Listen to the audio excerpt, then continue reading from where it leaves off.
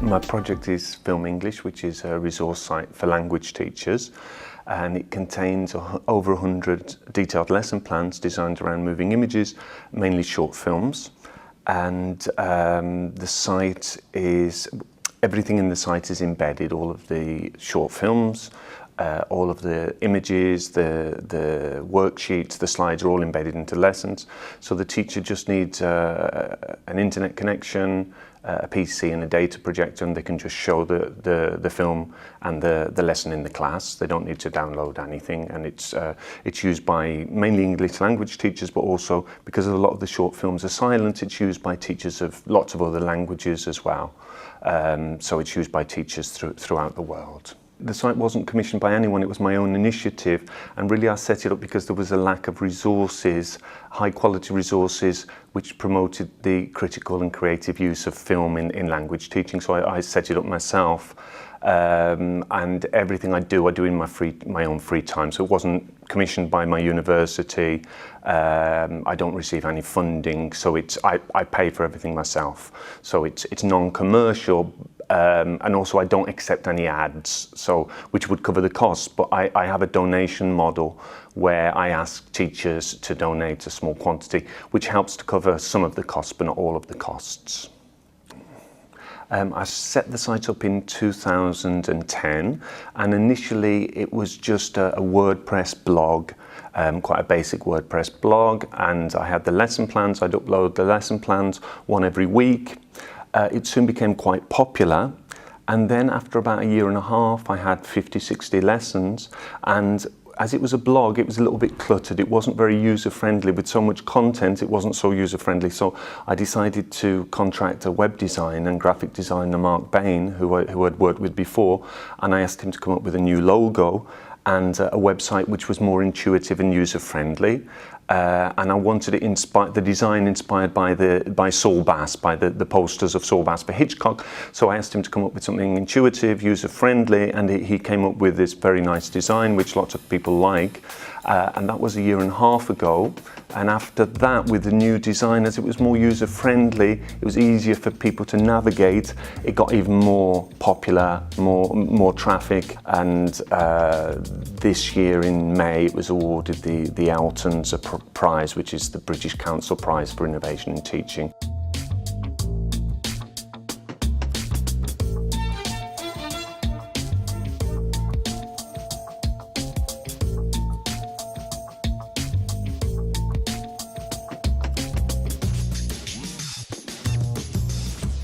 Most of the traffic comes from Europe. There's a lot of teachers in the United States, Latin America, Asia using the site as well, and they engage in the site a lot. So there's over 200,000 page views a month, 2.5 million page views a year. So it's increasingly popular, and people comment that it does help them with their classes. They appreciate it, and I get nice feedback from the teachers and also from students, which is something I didn't expect. Teachers are sending their students there, so they're using the sites as well, and they leave really nice comments, sometimes with mistakes, but it's really sweet. So they're learning English through film as well, which is great. Something I didn't anticipate.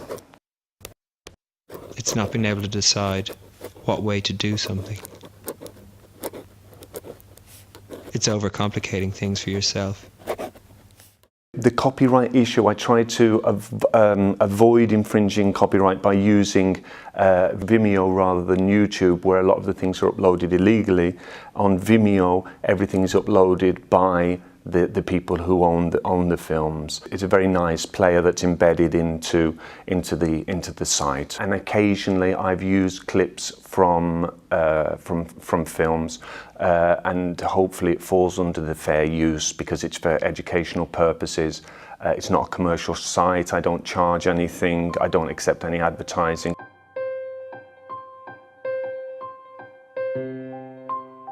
I get a lot of feedback from teachers who leave comments on the site telling me how they use the films and the lessons. Most of them seem to use the lesson exactly as it's laid out. They follow the instructions, all of the instructions, to do exactly the same content that's on the site. and they seem to like it. The fact that they don't need to download anything, although there is the option to download all of the instructions in PDF format if they want to. So all the content's there. So they're using that just in their classrooms with the data projector.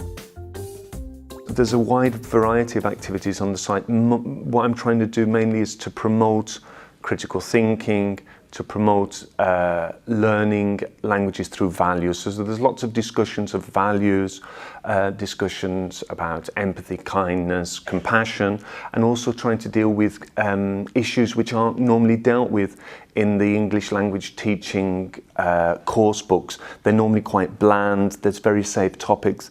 Also they promote a lot sort of consumerism, and it's a very aspirational lifestyle which they project in the books, and also sort of celebrity lifestyle. There's lots and lots of stuff about David Beckham, about famous people, and the topics tend to be very, very bland. So I wanted to do something which would engage the students by discussing more sort of issues which are important to them, like maybe things like bullying, racism, sexism, consumerism, human rights, discussion of more perhaps controversial and contemporary issues. Yeah. Yeah.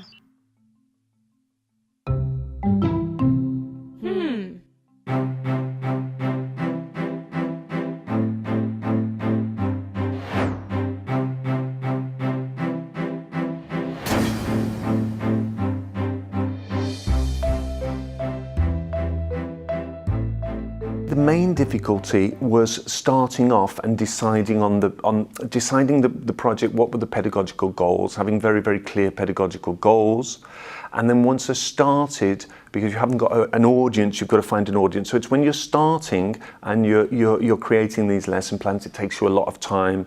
And perhaps you don't have immediate feedback, and you're publishing the material, but it's into a void. You don't really know who's looking at it. But after a time, you build up a body of work after you've got a fair few lesson plans, and then you start getting feedback, and you think, people are using this, and you're getting nice comments, so that makes it more rewarding. But it's at the beginning, it's finding your own voice and finding a public as well, finding people who are like-minded and using the site as you intended. So it's initially setting it up.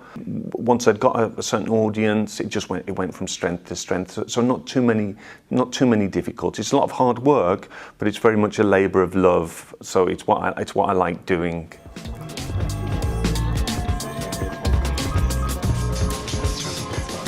As much as possible, I'd like to continue with a lesson a week or every 2 weeks. Other developments, I'm not really sure. Perhaps creating my own media, creating my own films. This is something that I'm looking into.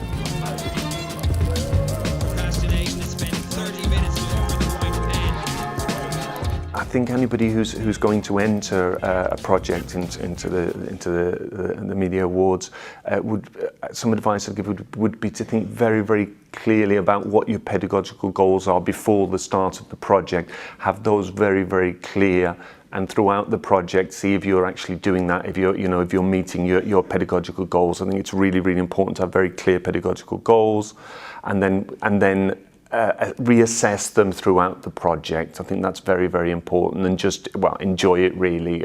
Normally it's a labour of love.